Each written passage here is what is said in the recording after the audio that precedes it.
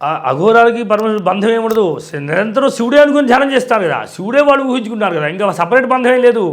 వాళ్ళు ఎప్పుడైతే శివుడు అనుకొని భావన చేశారో సాక్షాత్ పరమేశ్వరుడు వాళ్ళ దగ్గరే ఉన్నాడు, వాళ్ళని అనుగ్రహిస్తూనే ఉన్నాడు. వాళ్ళకి భయంకరమైన శక్తిని ఇస్తుంటాడు శివుడు. కానీ వాళ్ళు మాత్రం ఏం కోరుకుంటారంటే చక్కగా శివుడిని ధ్యానం చేస్తూ శివుడిలో కలిసిపోతూ ఆ తన్మయత్వం చెందుతూ ఆనందాన్ని పొందుతూ ఉంటారు అంతే. శివుడిని ఎదురుగా చూసినా సరే, శివుడు ఎదురుగా కనబడుతున్నా ఆ శివుడు అలా చూస్తూ ఆనందంతో తాండవిస్తారు తప్ప వాళ్ళకి ఎటువంటి ఆలోచన లేదు. వాళ్ళు శివుడు చుట్టూ తిరుగుతూ ఉంటారు అనమాట. వాళ్ళు శివుడి చుట్టూ ధ్యానం చేస్తుంటారు. వాళ్ళు శివుడే సర్వస్వం అనుకుంటారు. కనుక వాళ్ళకి మనతో పని లేదు. వాళ్ళు అంతా లోకమే వేరు, అసలు ఆ భావన అంతా శివుడే. గురుగారు, ఉజ్జయిని మహాకాళేశ్వర్ ప్రాంతకాలంలో శవం యొక్క భస్మంతో అభిషేకిస్తారు అంటారు, ఆ కథ ఏమిటి? అక్కడ ఒకటే కాదు, అసలు కామన్గా గొప్ప గొప్ప శివాలయాల్లో కూడా భస్మంతోనే అభిషేకం చేస్తారు.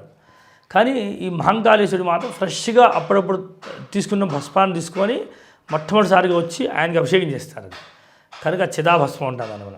కానీ చితి మీద కాలి వెంటనే భస్మాన్ని తీసుకుంటారట. కనుక ఆ భస్మ ప్రభావం అనేది అంత ఉంటుంది. శివుడికి అంత ప్రీతికరమని చితాభస్మంతో అభిషేకం చేస్తాం. కానీ శివుడికి అదే చేయాలని రూలేం కాదు. ఏ భస్మంతో చేసినా అభిషేకం అయినట్టే, నీళ్ళతో చేసినా అభిషేకం అయినట్టే.